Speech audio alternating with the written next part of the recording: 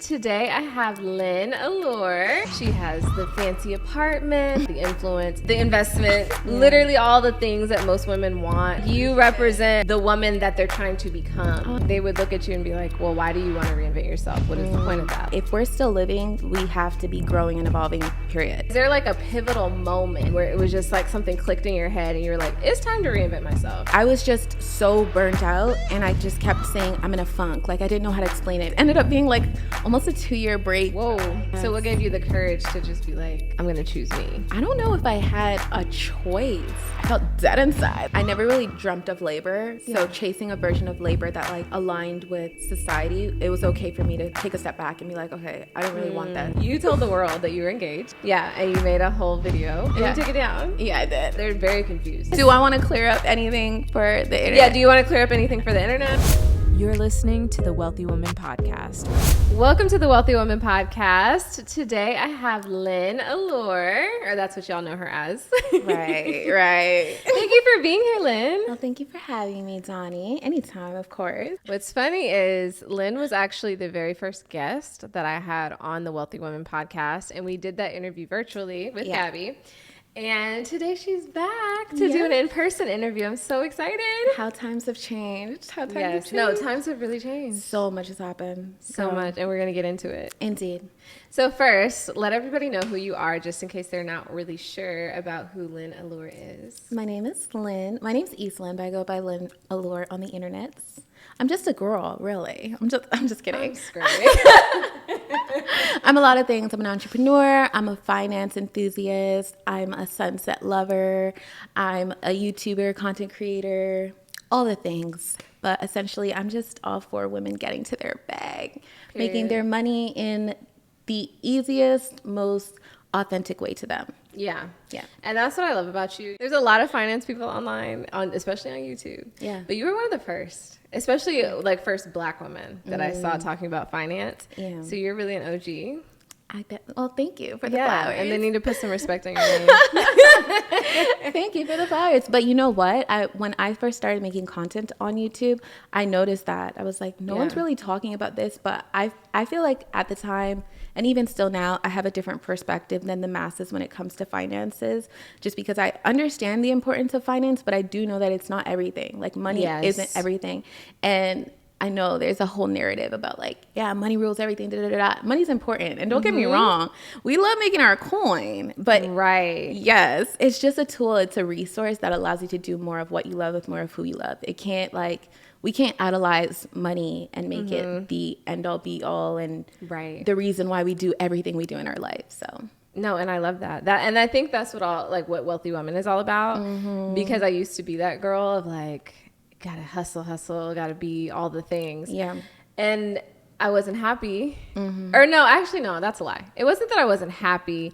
It was that I found that a lot of that was putting me in situations that didn't make me happy. Like having to like be all these things, and it wasn't authentic to me. Yes. Yeah. Also, I think it was just like a lot of pressure. Yeah. You know, it's a lot to keep up. Yeah. And I don't think that it's natural, especially for women. That's just not how we were biologically made to be like hustling and doing more. Yes. It's like, that's just insane. Even our hormonal cycle is like completely different to that of a man. And I think that's why we're so here, because a lot of the times the things that you speak about, I'm like, yes, Doni gets it. And I think vice versa as well, that like, get your money. I'm never going to be like, get your money. No, money's the root of all evil. No. Yeah. Money is a tool. It's a resource. The same way that you wouldn't say, oh, a hammer's evil, because it can be used as a murder weapon, but it can also be used to build a house. It's a tool. You know what I mean? It's a tool. Yeah. You better say that. Yeah. Period. No, exactly. It's a tool. And so that's the thing. I'm not going to sit here and act like you can just, because I always talk about holistic wealth, not wealth. Ooh, you know. Y'all, she made these really strong drinks. If you have not seen the clips of it, go to the Instagram. Is it touching you a little bit? Yeah, or the TikTok. But if I'm talking funny, it's because she poured half the bottle of vodka into the drink. So not a half, girl. It was like 2.5, 3 shots, maybe 4, maybe 5 or 6. Yeah. Maybe 7 shots. Yeah, exactly. 8, 9, 10.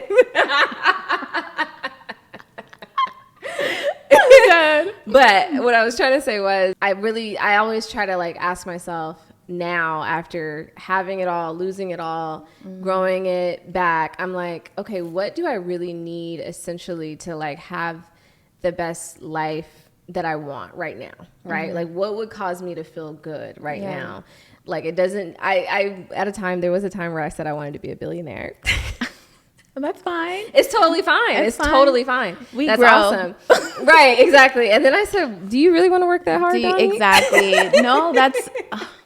it's a coming of age moment for you. I think every strong, wealthy, wise woman... Let me take strong out there. Let me just... Right. Take that out. Wealthy, wise woman. Every wealthy, wise woman has to go through a period of life where you acknowledge, like, hold on, am I living the life that I want to live, or the life that appeases everyone around me, or appeases people who don't even like me, period? Yeah. Like people who don't know that I exist. Like at some point you have to acknowledge that you're building a life that's for you, and you have to appease yourself, Yes. So which brings me to my next question, because she recently put out a whole video, and it's like a series that you're starting where you're talking about how you're reinventing yourself and becoming this new version of yourself. So like, why? Because I feel like everyone online, they see you and they're like, oh, she's that girl. She has all the things.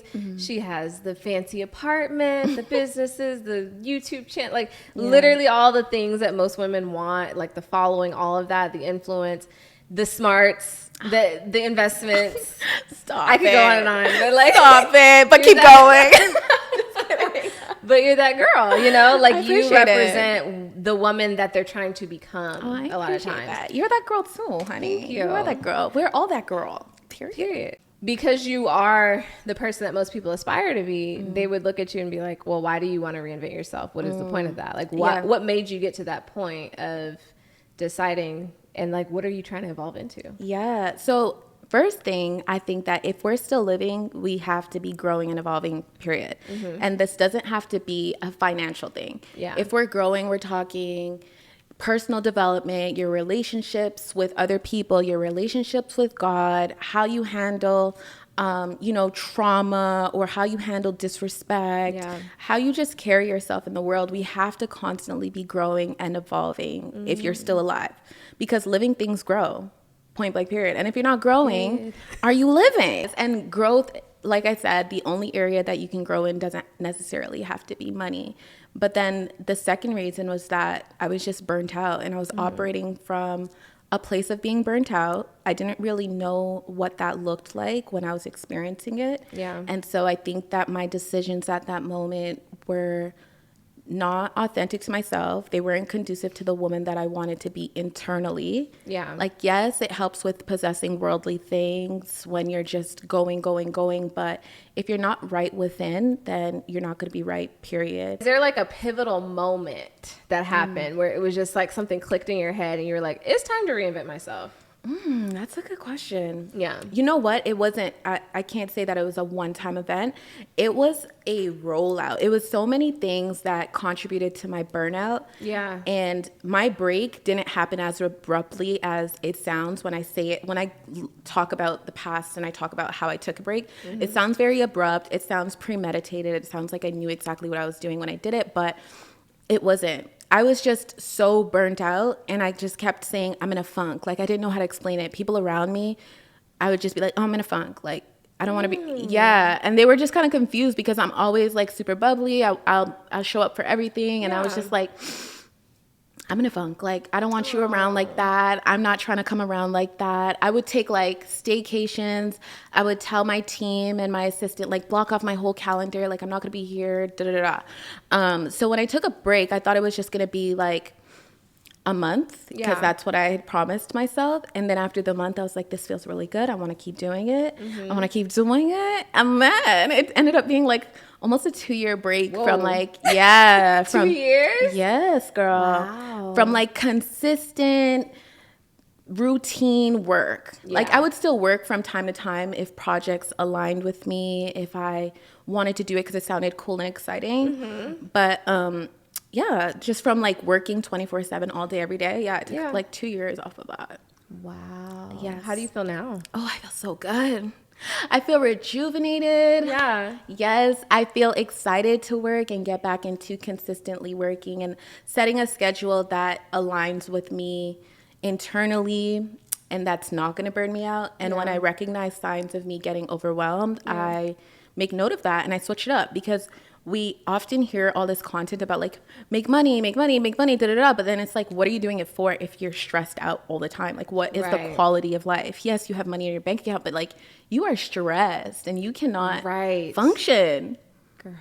And you're highly irritable. And people around you are just like walking on eggshells because at any moment you can snap and all this other stuff. And I'm just like, I can't live like that. Wow. No, and I love that you made that decision for yourself, because most people would just suffer through it. Yeah. Because I know for me, when I had my team and everything, it's the feeling that like, okay, well, all these people are depending on me. Yes. Yeah. Yeah. So what gave you the courage to just be like, I'm going to choose me? I don't know if I had a choice. It was like my body, if you don't choose to rest, your body's going to tell you when that rest is going to come. So although it was really difficult to take a break because people were dependent on me, I think my body was just like, you have no option. I was so numb. Like I had so much anxiety, but then also like a bit of depression too. And I think when people think about depression, they think you're just always sad, you're always crying and blah, blah, blah. That's not how it works. No, my depression looked like numbness. Yeah. Like I was numb to happy. I was numb to sad. I was numb to trauma. I was numb to everything. Yeah. And I was just like, I felt dead inside. Like, it sounds so dramatic. You'd be like, what is the point of life? It sounds so dramatic, but it's true. And I'm like, I need to take a break. I need to. Life just feels gray. Exactly. Everything's just like, oh, it's whatever. Something so amazing happens that you've been working on for the longest. You're like, nice. On to the next. Yeah. Something traumatic happens. My car got broken into, and that was the first time that's ever happened to me. Like $15,000 worth of stuff got stolen. Oh, I was like, wow, that is crazy. I moved on. Everyone was like, are you okay? Like there was sentimental stuff. I'm like, I don't know. Like, what can I do about it? Cry. Yeah. Like you have to move on, right? You have to move on. But it's just not. It's not human. Like it's okay to be sad. That's not normal. It's not human. That way. Yes. Yeah. And I think for me, like my burnout was a result of 3 major things that doesn't only happen to entrepreneurs or business owners. It can happen to anybody, whether you're working a 9 to 5, working for yourself. Yeah. You're a parent, like a stay-at-home mom. Number 1, I think, was that I believed that in order to achieve things, you have to work really hard for it. Yeah. So as I started to achieve more, I felt like in order for me to deserve this, I need to ramp up how hard I'm working for it. Right. Yeah. Which is like the biggest lie ever. It's such a societal lie, because I grew up around a lot of hard workers in the hood, and they were like one paycheck away from being always girl. One paycheck away. One paycheck away. Living paycheck, 2 paycheck. Period. And I don't know. That's what I saw growing up. So I believed that societal lie that like if you work harder, you'll make more money. So as I started to make more, I'm like, okay, I need to work more to prove that I deserve this. And then the second thing I think was that I believed a lot of the finance bro content out there. God. Yeah. That you need to constantly be scaling your business. You have to grow your business year after year after year. And that's just not the truth. It's not true. If your business doesn't make as much money as last year, that does not mean that your business is doing bad. That's just not what that means. It doesn't. And if you're keeping the same numbers ballpark for years, that's actually great. That's a healthy company. That's great. You can't chase a version of success that you don't even want. Right. The burnout it's not about if you're going to get burnt out. It's like when will you be burnt out if you're chasing something you don't want. Right. That happens for people trying to climb up the corporate ladder, trying to build a business, trying to like date a certain kind of person to fit in a certain kind of group or to appease your family, et cetera, et cetera, et cetera. Like it's not going to make sense if you're chasing something you don't even want. Yeah. Eventually you're just going to crash out. You are. Burnout. Yeah. And so that I experienced that for sure. I was chasing a version of success monetarily that I was like, hold on, I don't even want to scale more. Yeah, I don't want to do this. I don't want to, but I just felt the pressure. The society, I guess culturally, like in the entrepreneur space, they're always going to tell you scale, you'll sleep on your dad, blah, blah, blah. Yeah. Oh my God. The content, I didn't see it. I'm sure it's out there, but I just didn't see anyone being like, no, actually, it's okay to rest. Conversely, though, if you want more, I'm also going to be the cheerleader to be like, get your butt up. We're going to get period. No, and that's the thing. You have to be clear on what you want. If you want more, then do what you need to do to get more. If you don't want more, then don't stress yourself out to get more. Yeah. I'm all for define what makes sense to you and then go after it, because you'll be shocked to realize once you do get into these rooms of people, those same people who are telling you, you're going to sleep when you're dead, you get around them and you're like, oh my God, you are such a miserable human. Oh, they're all miserable. I will tell you firsthand, the people that I know that say these things, they'll be like, scale, or do this and wake up at 5 and da-da. Those people are miserable. Oh my gosh, not all. Okay, not all of them, but a lot of them. No, a lot of them are on their own healing journey right now, trying to reprogram themselves from that mentality, because they're realizing it's not serving them and they're having burnout, just like Lyn said. Yeah. And I think a lot of them aren't even self-aware enough to recognize that they're not happy. They'll just... No, literally. A lot of people at the pinnacle of success, we're talking 1% of the world, not 1% for your socioeconomic group or your demographic, but like 1% of the world. A lot of those people mentally are unwell. Very unwell. And that's the thing. I don't think people realize that you have to be a little unwell to get to certain extremes in life. Yes. If you want to be a billionaire, if you want to be the top creative person and all this stuff, there's a little bit of unwellness to you, because you have to be a little bit extreme. Mm-hmm. You have to be a little bit unrealistic, because you have to be like, one, you have to believe that it's possible. Not even a little bit, girl. A lot. A lot of it. Yeah. A very extreme. Yeah. Very unrealistic, very tunnel vision, very selfish. Right. And then your actions mirror that. Like, everything you do is extreme, unrealistic. Everything. They're so tunnel. When we say, Delulu is the Salulu, get around someone who's at the 1% of the entire world.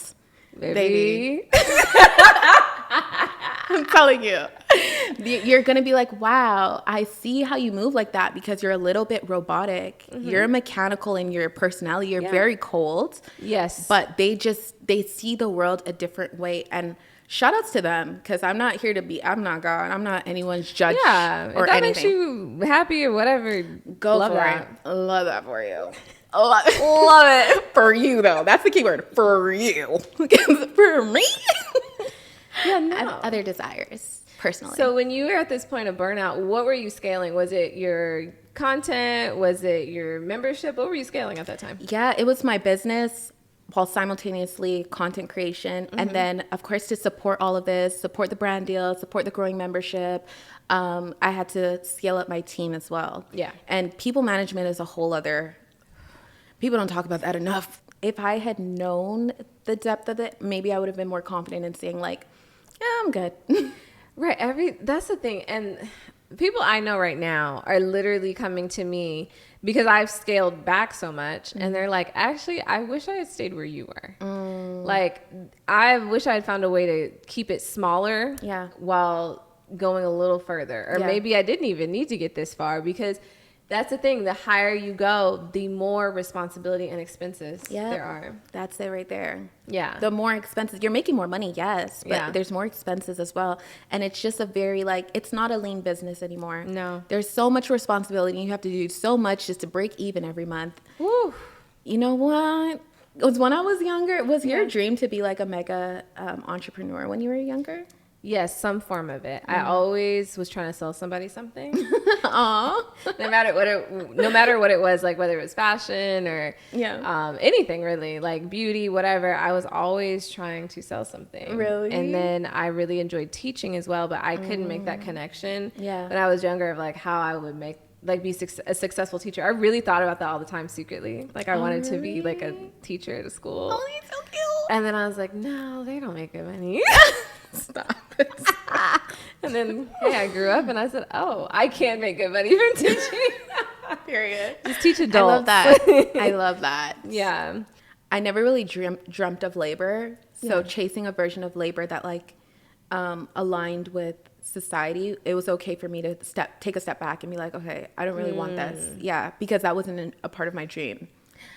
Oh, I love that you said that though, because I've been at this place of resetting where I'm like going back to like, sometimes I go back to little kid Doni, sometimes I go back to teenage Doni, sometimes I go back to early 20s Doni, and I just think about like, okay, what does she want? Yeah. What was always a consistent desire that I had? What was always a consistent thing that I, you know, gravitated to? Because that's going to tell you, or tell me who I authentically am, you know? And so I'm like trying to get back to that. You're so cute. Yeah. Because when you, like you said, like when you're trying to let go of things that you just never really cared for, and you're like, how did I even get to this point? How did I get here? Yeah. That always reminds you of where to I like go that. back to. Yeah. Have you heard of people putting their picture on their mirror in the mornings, and then like talking to themselves, talking to the younger self? Yeah, I don't want to cry every morning. But that's so cute though, like putting a picture of your 8-year-old self on the mirror and like, I'm gonna make you proud today, and that's so cute. Yeah, no, that's adorable. You are, like I said, you're an OG when it comes to YouTube. I guess. Yes, girl. So what do you feel like you see people doing wrong? Because I think a lot of people either are really good at YouTube or they're really horrible. Really, really horrible. And even now, like coming back into YouTube, it's challenging for me. I'm like, oh, this is different like than it was. You know, like before it'd be like anything SEO would do good. Like anything SEO driven. Yeah. And then now I see people putting up like, it'll be like some weird title to their video. It'll be like, did I really say that? Like question mark. And then I'm like, how did this do well? Is this searchable?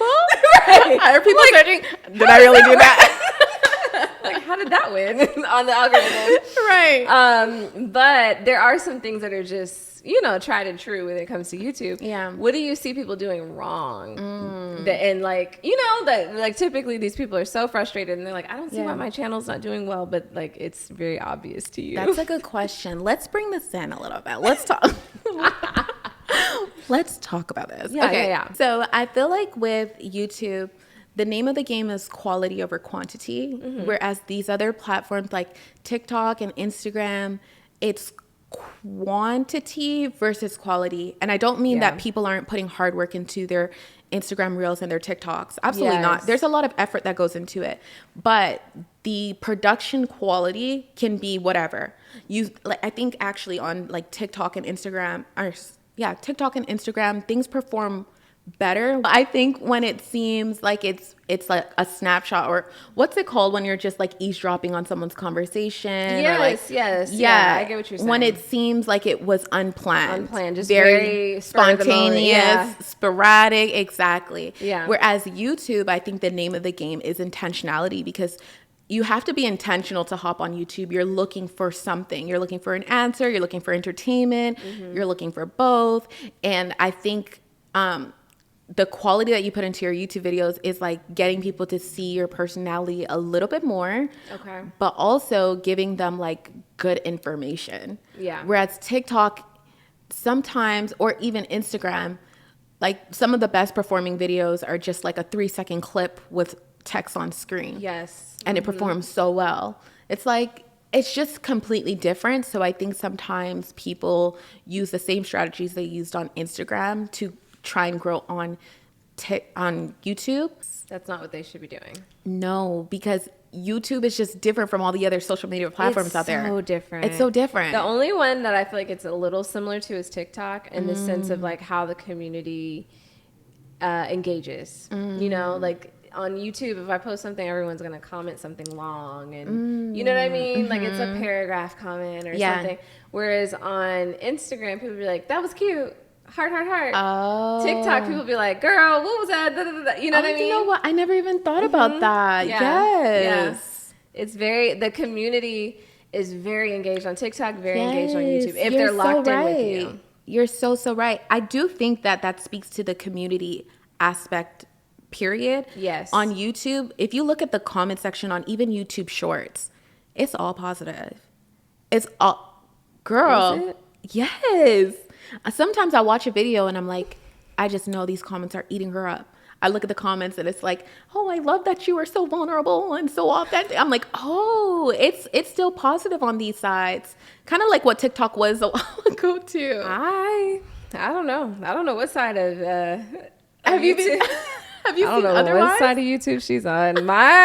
Anytime people comment on my shorts, they are mean. Really? Okay, not all the time, but yes, they're typically mean. Yeah. Or people are just, I don't know. I've just seen a lot of, maybe your feed, maybe that speaks to me as a person and what I'm attracting on my feed. No, because you are seeing positive things. I'm not. That's crazy. You know what though? I think the type of person who comments and engages with short videos is different from the person who like sits there and watches 10 minutes of your video. Yes. Because it's just a different way to connect with your audience when you're making long form videos. So I think the intentionality of YouTube is really important.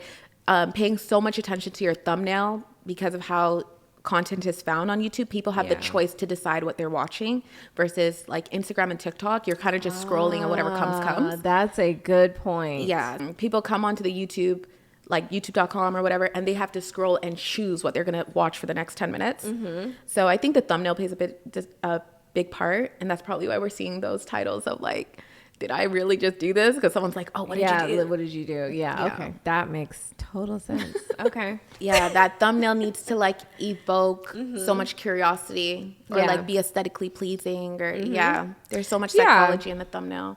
Mr. Beast talks about that often too. He talks about thumbnails all the time. And that's the thing. I knew that thumbnails are important, obviously. It's just seeing it from that perspective of when people go on a TikTok video, they are already starting your video. So you have to capture them from there. From the first 3 seconds. Right. Yeah. Whereas they don't even get into the first 3 seconds if they don't click on your video. They're choosing what they have to watch. So you really have to like go above and beyond to get their attention. But also on YouTube, the first few seconds are important too because you want them to stay for that retention, but you need to get them to click on it for them to stay. So you recently moved to Dallas, which welcome to the city. Thank you.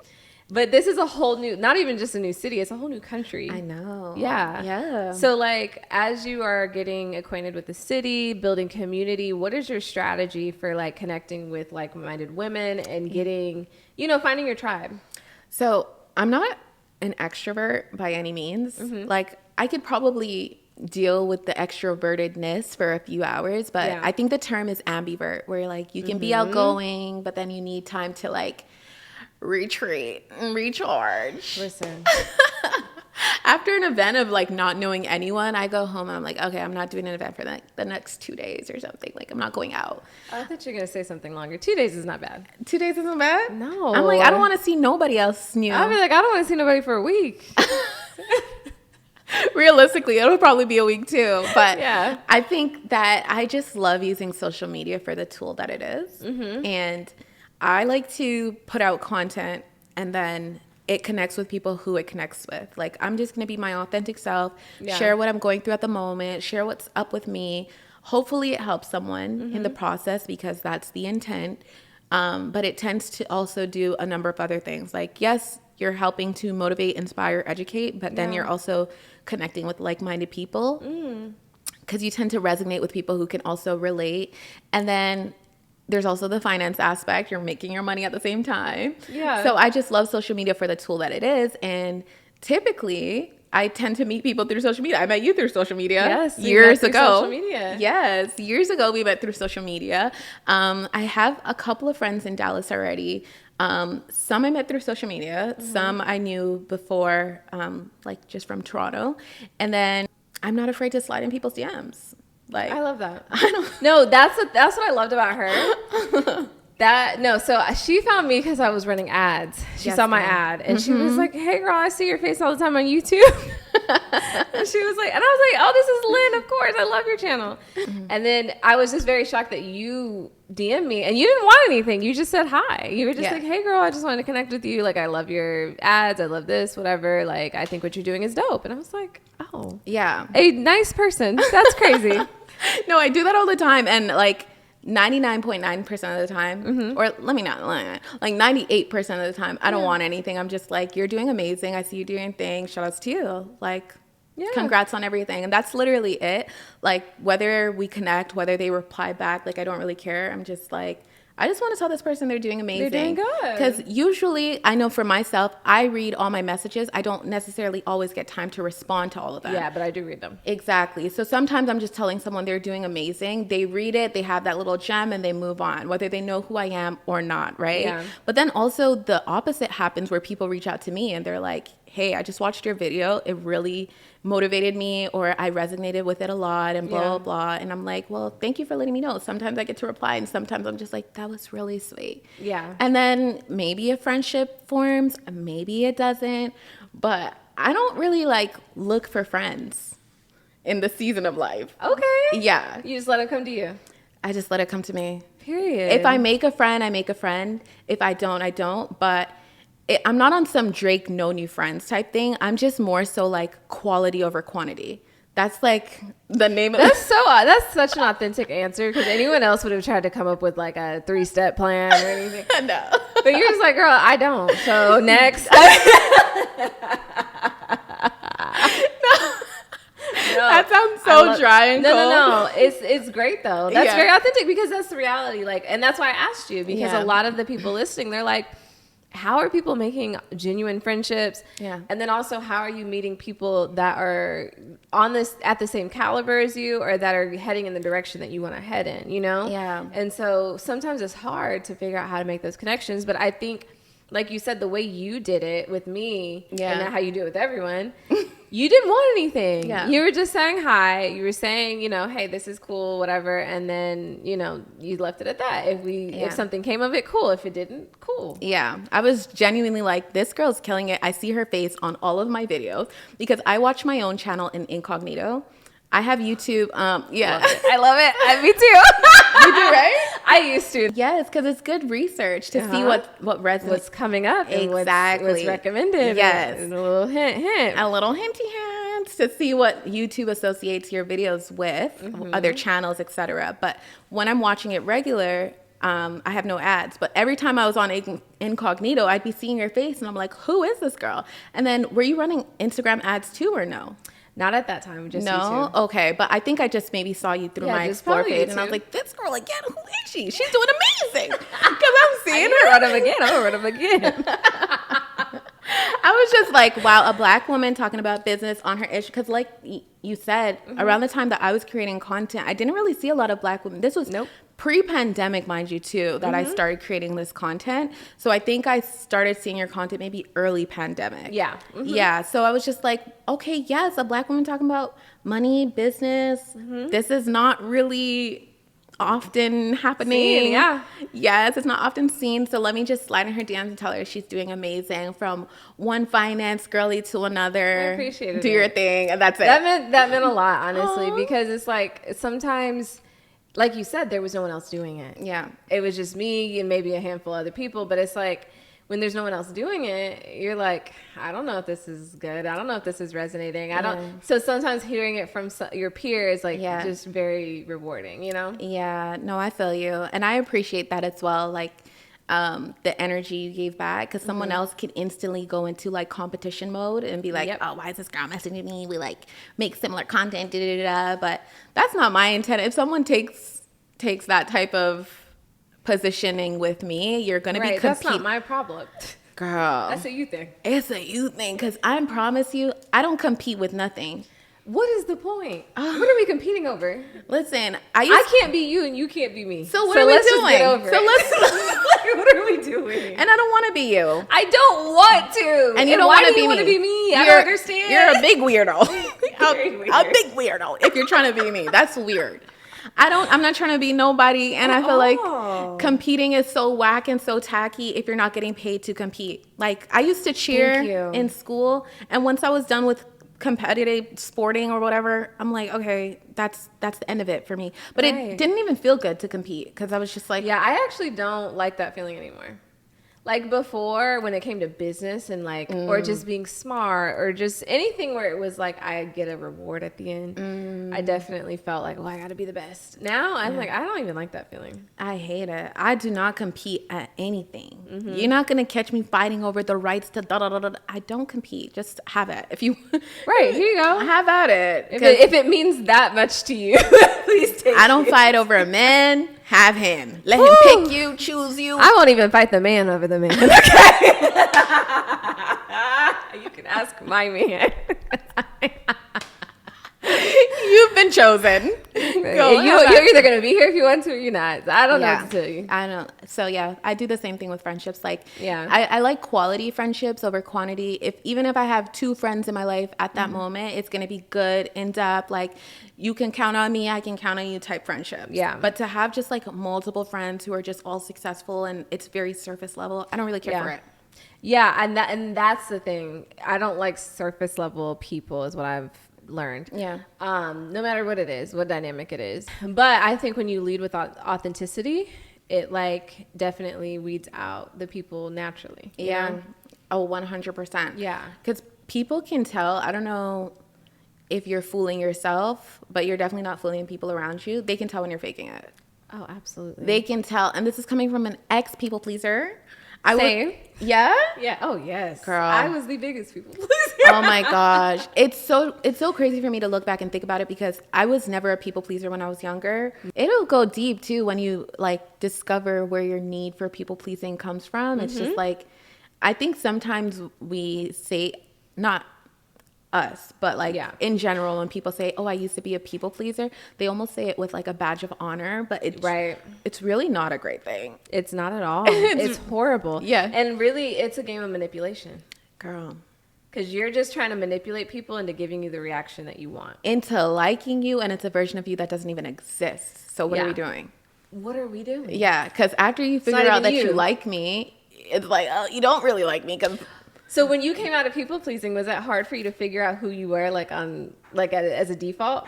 No, because I wasn't ever a people pleaser. So when it like all the way until adulthood, you weren't. No, never. Okay, that makes sense. I've always just danced to the beat of my own drum, whether you like me or not. Like, I don't really care. And I think I've gotten very comfortable with doing things on my own. If you want to come. If you don't. Like, I've been solo traveling since I was like early 20s. I lived in London, UK for a little bit. Okay. Yeah, and every weekend I would travel all over Europe because the flights were so cheap. Yeah. And from that time, like early 20s, I really got comfortable with like just doing things on my own, not looking for people's approval. And also I'm a middle child too, so I was never really like the only anything. Oh, that makes so much sense. Yeah. Okay. I was always kind of overlooked, but it helped because I felt like no one's really paying attention to what I do. So I can just do whatever. Yeah. And see if I like it. Period. You know that quote of like, what would you do if you thought you couldn't fail? Yes. I felt like that. Yeah. Okay. But mine was more like, what would you do if no one could see you fail? Because, I didn't feel like I was ever really watched, really, or like being monitored. Like, I wasn't the only girl. I wasn't the oldest. I wasn't the youngest. Yeah. Like, so I just... you had a lot of advantages, and I think a lot of people see those as negatives sometimes. Yeah. But that's great. I think people do. Yeah, people sometimes... I hear the middle child syndrome thing of people being like, oh, you don't pay attention to me, da-da-da. I'm like, good. Don't pay attention to me. I don't care. Actually, if you don't pay attention, you won't see the stupidness that I'm doing, actually. Yeah. I'm doing a lot of weird shit by myself. Oops, sorry.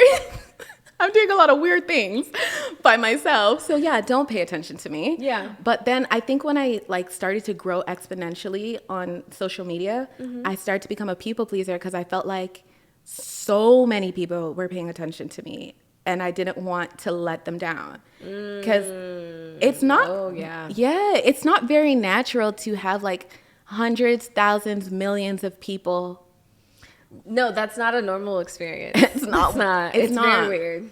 And the space of content creation is so unique because if I was like a celebrity, if I was a movie star or something, I would have bodyguards or like, you could act quote unquote Hollywood and people wouldn't be like, okay, he's weird because you understand the magnitude of like his visibility, right? And his exposure. Yeah. But as a content creator, right, you're just one girl in a camera in your apartment and hundreds and thousands of people with an opinion, hundreds and thousands of people figuring out where you live, figuring out your address. You've done that before?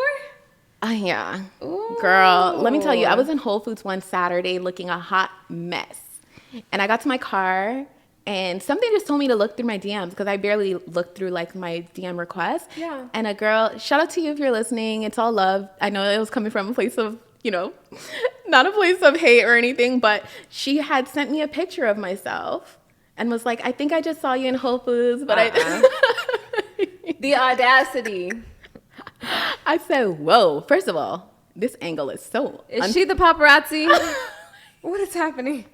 And I know that it's coming from a place of love because I saw the other, like the previous messages she had sent. Yeah. But that as a regular girl with a camera, it scares me.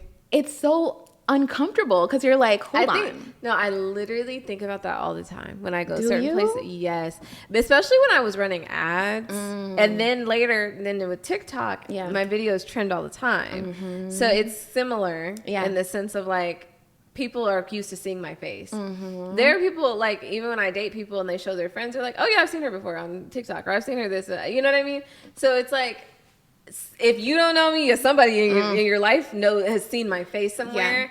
And so I'm like, every time I step out and I go, it depends on the place. Not every place, but certain places I know my audience is going to be. So, I know what you mean. Yes. And I'm like, oh, I'm looking crazy. Hopefully they can't tell it. Like, I'm just, especially when someone keeps looking, like, or they keep like, and I'm like, oh God. Oh my goodness. You know what though? Another thing that I really like about Dallas, since I've been here, so many times I've ran into people who are like, oh my God, I watch your YouTube, right off the bat. Like they're just. That's awesome. Yeah. Okay, good. But let me tell you something. In Toronto, I used to run into so many instances where I'd be in a setting, maybe like this, we're all hanging out. Yeah. And then maybe like an hour, 2 hours into hanging out, they're like, oh, I watch you on YouTube. Oh, no, that happened to me the other night. But it's so... That's weird to me. And that happens to me more in Dallas. When I go to Atlanta or like New York or something, people will just say, oh, yeah, like I watch your show or whatever. Yeah. And then here, like literally the other night, I was at my friend's party. Yeah. And there's a lot of people there. And like 2 girls, I have been kikiing with them the whole time. And then later they're like, oh, by the way, I love your show. Yeah. What? 100%. 100%. I'm because this is what makes it weird is because if you're one of the people that is thinking, oh, I'm not going to say anything because I don't want to make it weird. Yeah. That makes it weird because I'm engaging with you as if you don't know who I am. Yes. Whereas if I know you know more about me than I know about you. Yes.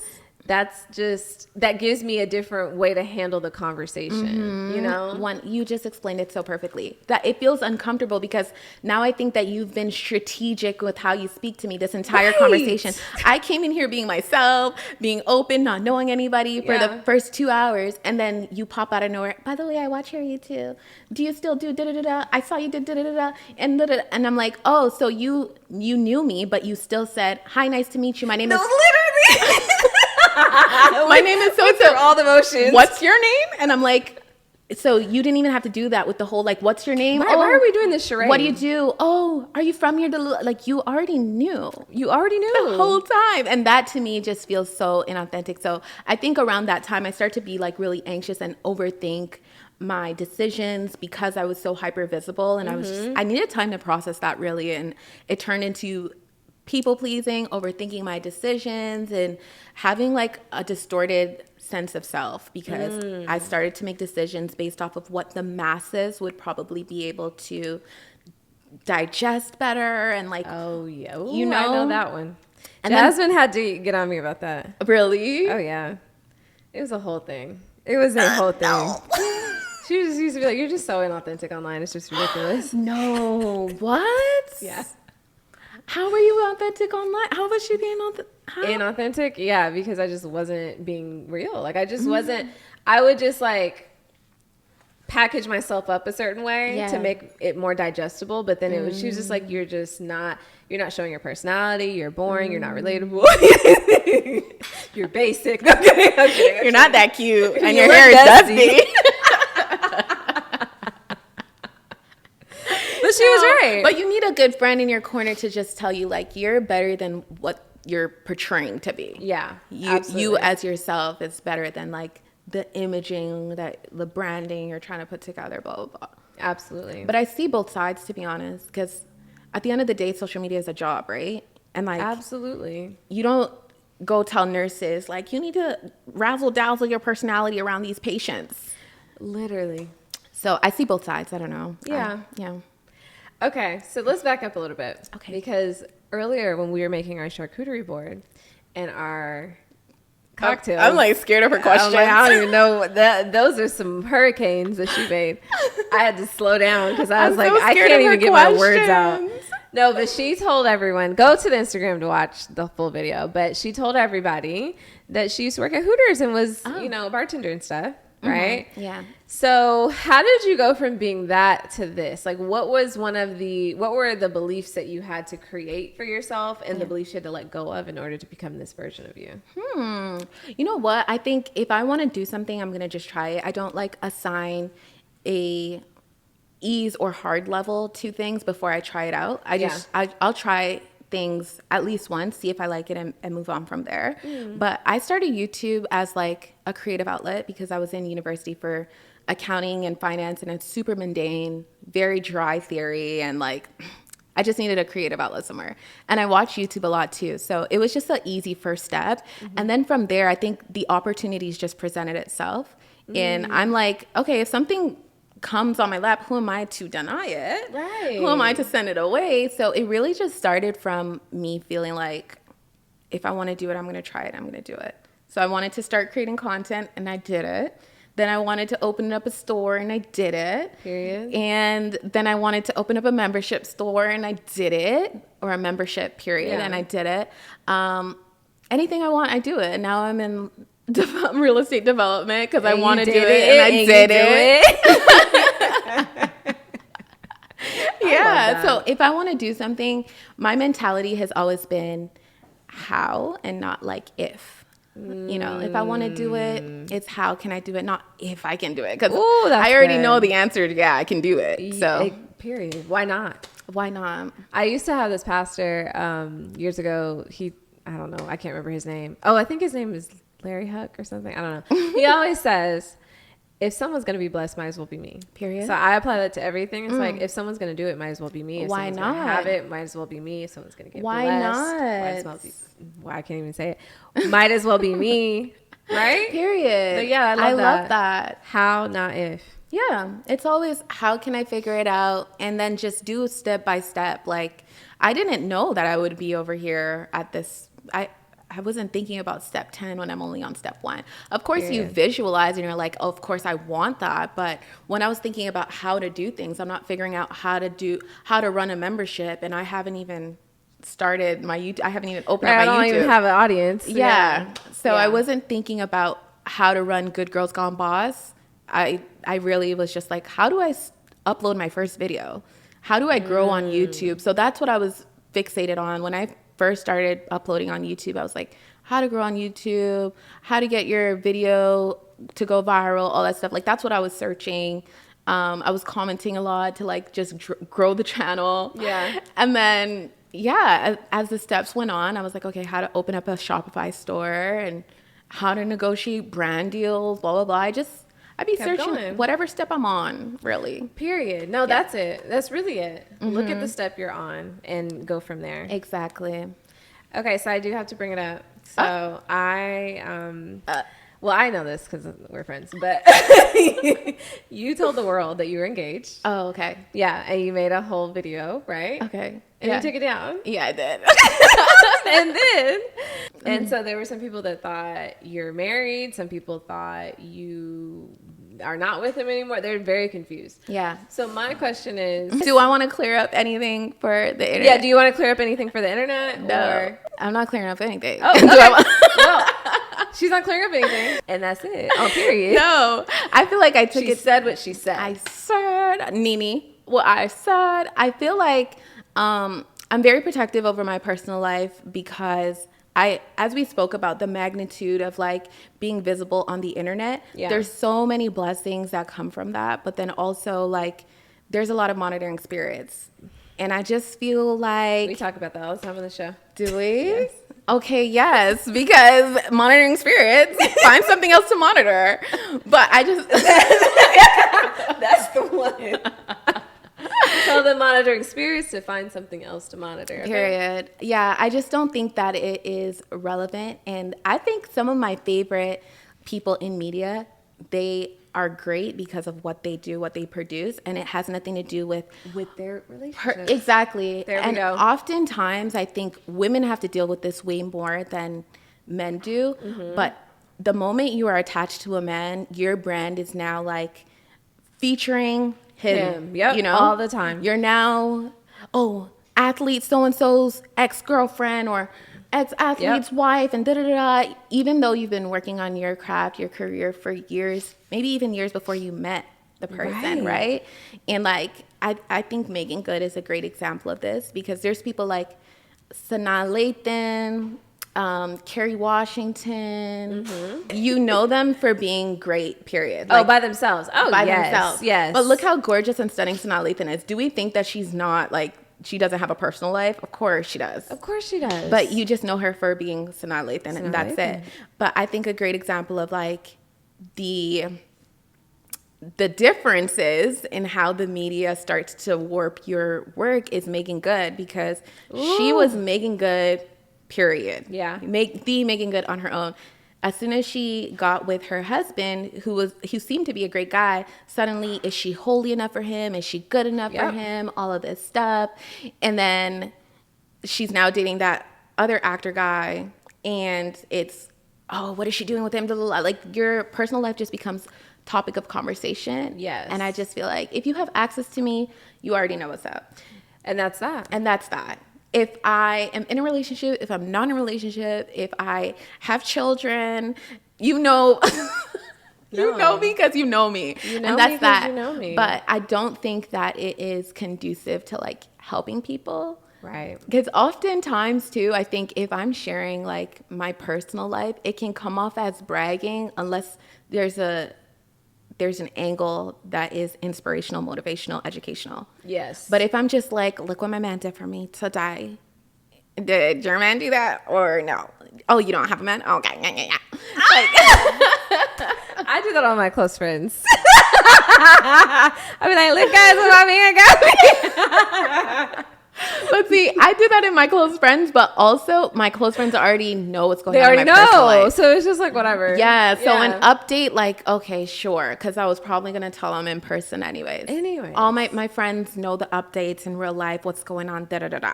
But just random strangers, and you can see the comments on those kind of videos too. It's just people being like, God, I've seen what you've done for others. Oh my God. If you look really close, you can see me in the corner crying my eyes out. It's like, okay, this is not what I posted the content for at all. So we just let it be inconspicuous and ambiguous, and I love that. You can put together what you want to put together, and okay, and that's that. Nothing's a secret though. No, and that's the thing. I didn't think it was. Yeah. I think that other people were just kind of like confused because you don't normally share. Yeah. You know. Mm-hmm. And then you shared. Yeah. And then you took it away. And I was like, well, this doesn't feel like me. It was literally, everyone was like, whoa. I know. It went crazy. Another reason why I took it down is because I would see it on my Explore feed on Instagram of like other people posting it. And it was just such a weird feeling for me because I'm like, this is... Oh, like those couple accounts? Yes. Yeah. Black Woman in Love accounts and blah, blah, blah. It just felt so inauthentic to me because I'm like, this is not you with your relationship. Like, you don't lead with your relationship. So it felt weird. And I just took it down and I'm like, yeah, I probably won't be posting too much about my personal life. I think that keeping the two separate, unless there's a purpose, just makes sense. Right. I think it would have to be a thing of like we're coming together to like build a business together, or we found a way to where both of our brands really do help the other. Yeah. You know what I mean? Mm-hmm. And it's not just a thing of like just trying to get attention or trying to, you know what I mean? No, I feel you. Using it for marketing is just really not worth it. There's so many marketing strategies you can use. Yes. And I really had to check myself because I had to ask myself, what was the purpose of sharing? I just thought it was so beautiful. Because it is. It's a special moment. Yes. And like, it was so extravagant. There's fireworks, a fire dancer, like all this stuff. And I just thought, wow, the effort and making it happen was so beautiful. Like in another country, blah, blah, blah. I was just really excited. But then I had to think about it. And I'm like, hold on, girl. Think. Use your noggin. Why did we do that? What was the purpose? And I don't feel the need to. So you were talking about how you were burnt out for a minute, right? So at that time, I'm sure you wanted to just kind of like, well, you did, like just shut everything down, right? But for those that are like, okay, I've been in that spot of like recouping, but now I'm trying to get back into the flow of things. Yeah. And they're feeling stagnant or stuck, or like they don't have the same clarity that they once had. What would your advice be to them? Like to get them back to a place of like, you know, being all in on their dreams. Yeah, I would say first, take some time, step back and analyze where you're at right now. Because when you're just constantly in the flow of things, it's hard to like see the forest from the trees, right? So just take a step back, analyze your feelings, your emotions, all that stuff. Your mind and the power of your mind is so important. When you neglect that, your decisions are just, they're messed up. Your decisions don't make any sense. And likewise, along with like analyzing your decisions, you really do need to connect with your faith again as well and get closer with God. Like, really understand what he has in store for you, understand that he always has your back. And so, yeah, I would say mental along with faith, pray, meditate, journal. Those are like my 3 things. And fast, actually. Pray, meditate, journal, The fast. fasting? Girl. I've talked about it on here, but yes. Have you? Yes. The fasting is the key. Fasting, it just makes everything clearer. It makes things happen faster. Yeah. It just, a good fast. I like to fast going, well, it's a new thing I started, going into each quarter.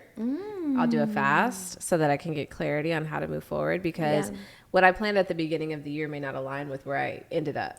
Girl. So that's a thing. Yes. Yeah. I love that. A fast every quarter is so good. Yeah. If I get anxious, I'll just fast. And too. Yeah. If I'm starting to get overwhelmed about things that are like so minuscule, I'll just fast right quick, journal, meditate.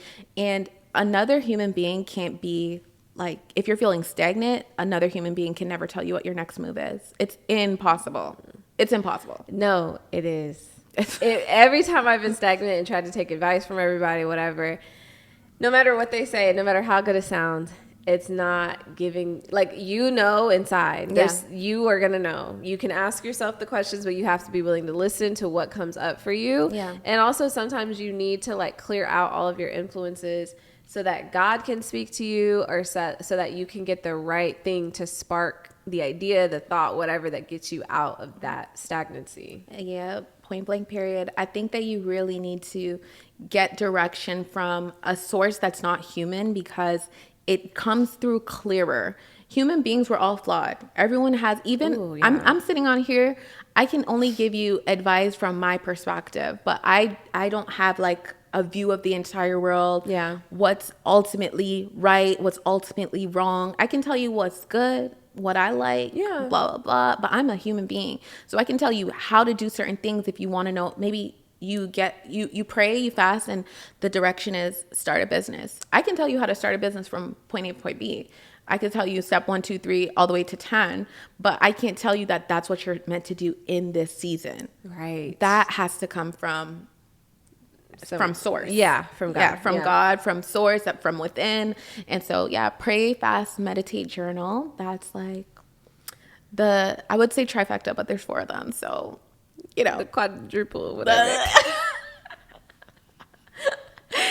That's the game plan. Just that's the pray, game plan. fast, meditate, those journal. are the steps. Yeah. Okay, that was good. That was really good. So who do you look to outside of God? I know you just said God, period, what else do you need? Yes. But are there any people that you listen to, or anybody that you go to for advice or inspiration when you're in those, well, not necessarily just being stagnant, but just when you're in moments where you're like, I need a pick-me-up, or I don't feel like myself, or whatever?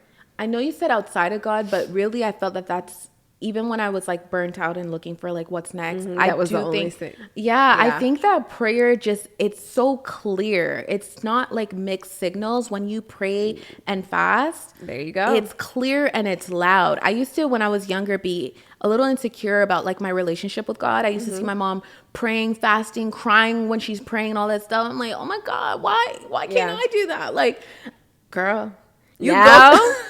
Listen, we are the praying aunties now. We are the praying aunties. If you go through enough things in life, you're going to learn to count on God. Yep. So I do, if I'm feeling very stagnant or anxious, that's my first step, first and foremost. But I think in terms of like motivation or whatnot, maybe if I'm just scrolling or I'm on the internet and I come across a piece of content that's good, I'll just save it. It doesn't have to be like anyone specific. But also I think I keep friends that I admire. Like you motivate me and inspire me. My best friend, my best friend does. My closest circle motivates me, inspires me the most. But it's not like in totality I look to them as the end all be all or like the blueprint or like mentors per se. Yeah. But like, okay, my cousin, if it's real estate development, I'm going to go to him because he's the one good at that. Yeah. He's the one who brought me into that space. So I'm going to go to him for that. I'm going to go to my sister if it has something to do with marriage. I'm going to go to, maybe you if it has something to do with online business. I'm going to go to different friends for different things. And I think it's important to not like lay everything onto your friends because they're human at the end of the day, and they have their own stuff. So much. They have their own stuff going on. They're not God. You got to get good with God first. Yeah. So I heard that you are launching your own nonprofit. Yes. So tell us all about that because we want to know. Yes, I'm so excited to talk about my nonprofit. I'm in my philanthropy era. I've always kind of been in my philanthropy era because I just love giving back, and I really do think that it is the catalyst to all blessings. Like when you give back, ironically, you get even more in return than you even gave back. Most definitely. Yes, even though you give without the expectation of receiving. Yeah. Yeah, and it might not be in the same, vicinity of blessings, but you do receive your blessings. So I'm really excited to start this, to be a part of it, and to grow it. My foundation is called Comfort's House. Aww. Yeah, and my mommy's name is Comfort, so it's after her. And it's essentially an organization that helps immigrant single-parent households in North America and also low-income households in Ghana. So I'm really excited. We've done a little bit of work so far. There's a school by her house in Ghana. And the significance of the name is just like so many things that occurred in her household growing up. Yeah. And then also, of course, the comfort of being in a house that is just like comfortable, a safe haven, and all of that stuff. Yeah. So the organization is called Comfort's House, and I'm just excited to just start a bunch of initiatives, put my all into it, and just give back to the community or the same type of people that helped me growing up. And one of my mottos is to be who you could have used when you were younger, or be someone who you needed when you were younger. So I think this will be such a blessing to so many people, as well as myself. It's going to be a big blessing to just do a bunch of amazing things for people. So I'm so happy for you. Thank you. This is so exciting. So Yeah. how can people like actually donate or support your nonprofit? So go over to the website, comfortshouse.com, and there's also an Instagram account as well. So you can check it out on my Instagram account. The link in the bio, or it'll be linked to my bio. Yeah. But there's a website to sign up and either donate or to volunteer your time. If you have time, if you have money, if you have both, if you just want to share it to someone who you think would be either inspired or want to be involved, that's all an option. And all help is appreciated, really. Always, yes.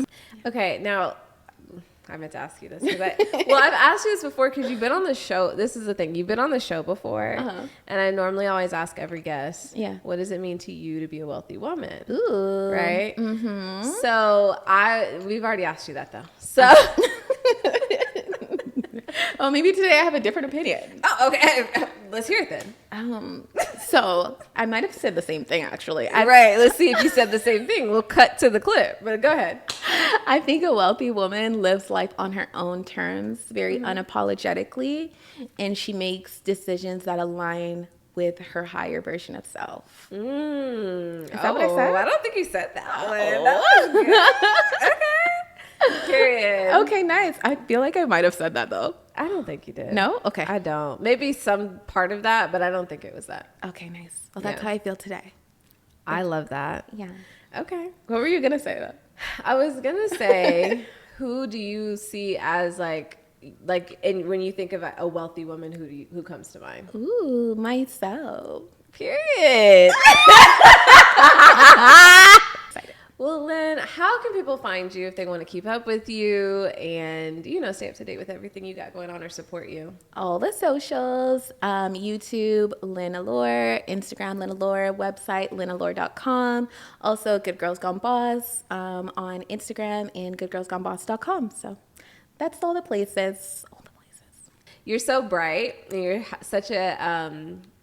like, you have such a good personality that makes the room kind of, like, uplift a bit. You're so sweet. Yeah. Well, I feel the same way about you as well. Thank you. And I think it's because you're just, like, yourself. Yes, people that are themselves, it just, you can tell. You know what you're getting. Like, what you see is what you get. Yeah. You're not going to be one way today, and then the next time I see you, you're just super dry, mundane. Like, you're just yourself, and that people gravitate to authenticity. Period. And it just makes the room very vibrant, very warm, all the good things. She's a wealthy woman, honey, a wealthy woman. I love us just loving us. Like, no, I know. We're just like, no, you're great. No, you're great. We're so annoying. Anyway. Bye, y'all. Oh, my gosh. Bye, y'all. Bye. Bye.